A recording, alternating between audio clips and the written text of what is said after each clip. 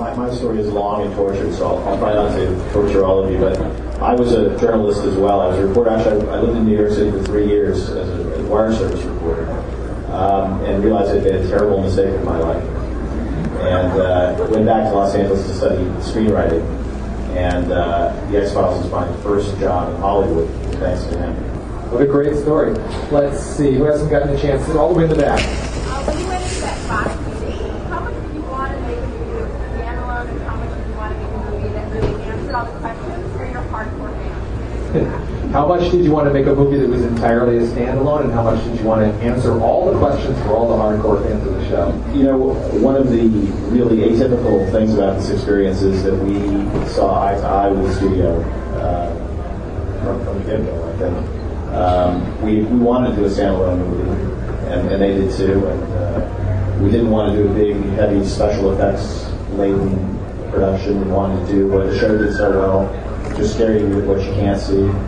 And we wanted to focus on the characters, so we got to make the movie we wanted to make.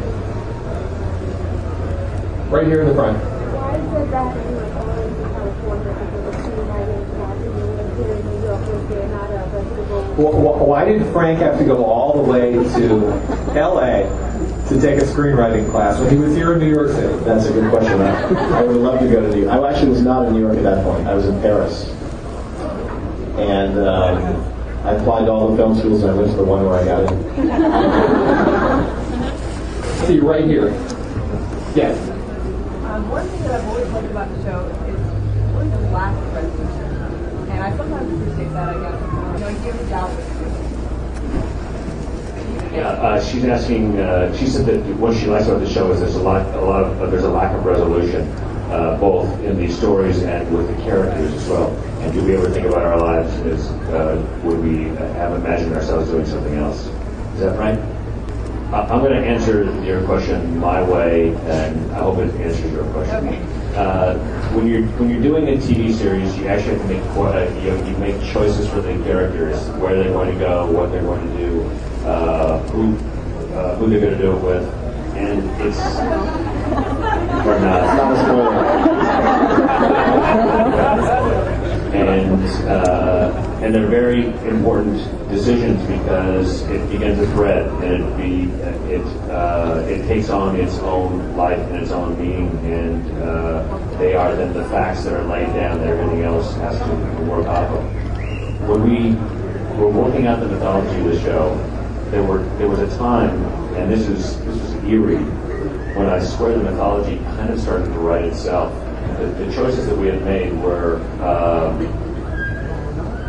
such that they worked, that the resolutions of conflicts and the way they worked across the character spectrum became more and more interesting to us. And I can think of a couple just very, very lucky ones where I know Frank knows it too. Like at the end of the season where I'd say, look, this happens because of this, and this, and it was this like almost mathematical, this crystalline sort of thing. That being said, some people were confused by the mythology.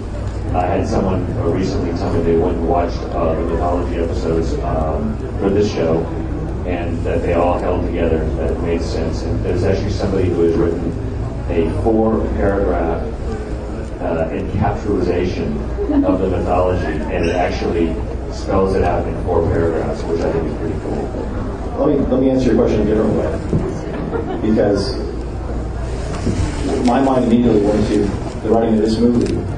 The first few days when we got together last year to work on the story, Chris says it's because we're lazy and procrastinating, but we didn't go to an office, we didn't pick up a pen, we sat at a coffee shop for 3 days or so, just talking about everything, about our lives and politics and religion and anything you could think of.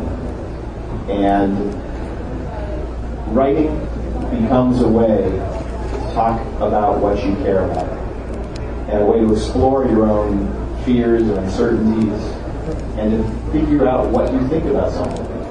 And you work it out through these characters, and they have a logic you must obey. And you arrive at an answer. And if it's a good story, it ends up being kind of cathartic for you as a writer, and hopefully for the audience as well. is it a responsibility to have the kind of fans that you guys have? I mean, I was telling you a story earlier, Chris, about somebody that I heard about who has notebooks under her bed that transcribed in longhand dialogue from almost the entire run of the series that she took off her VHS tapes. And we all know that there are movies and TV shows that inspire this kind of fan loyalty, and yours is up there. And I think that must be a lot to carry around, isn't it? I have to say no. It's not in the sense that, although we pay attention to what people are saying on the internet, we really sort of go with our gut instincts about these characters, and we sort of live through them in a way. And so that's been one of the best things. It may never happen again in my life, where you write something, and it's what interests you, and it seems to interest other people as well. And that's been just, I have to say, that's been a miracle. I have to say the other thing that has struck me is I probably have met more X-Files fans this year than ever. Because there's been so much excitement about the movie, more than I ever anticipated, I can tell you. And there is an idea out there that people who are fans, rabid fans, are weird. Something wrong with it. And it goes back to Star Trek and William Shatner on Saturday Night Live. But I have to tell you, that's not my experience. It genuinely is not. Most of the people I meet, they're very smart, passionate, interested people. And they've connected to something that obviously we have a deep connection to as well. So I don't feel any ambivalence for the fans of the show. We have time for two more questions. Let's get two people who have not asked a question yet. Right there in the middle.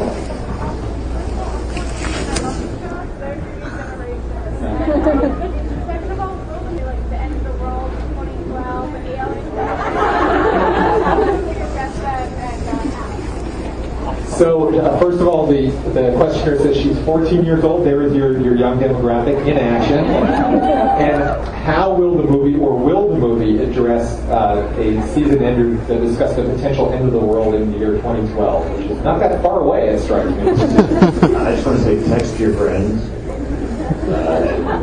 and tell them how much you like them.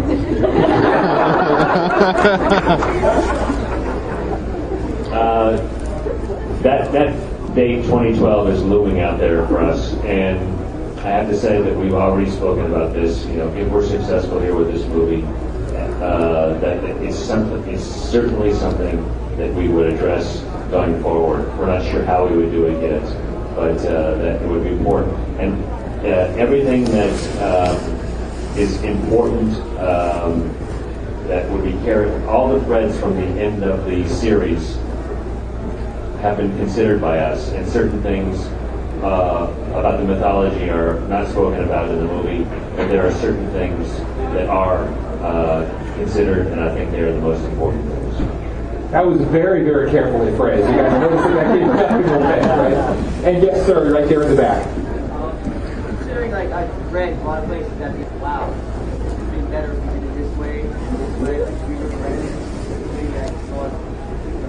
better than what we came up with.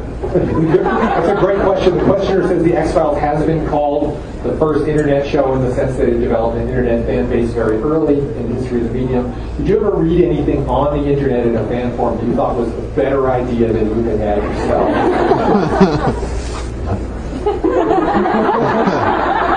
I'm going to say it again. I've read some really, really naughty spam. I think the next generation if we're on cable would be a completely different series.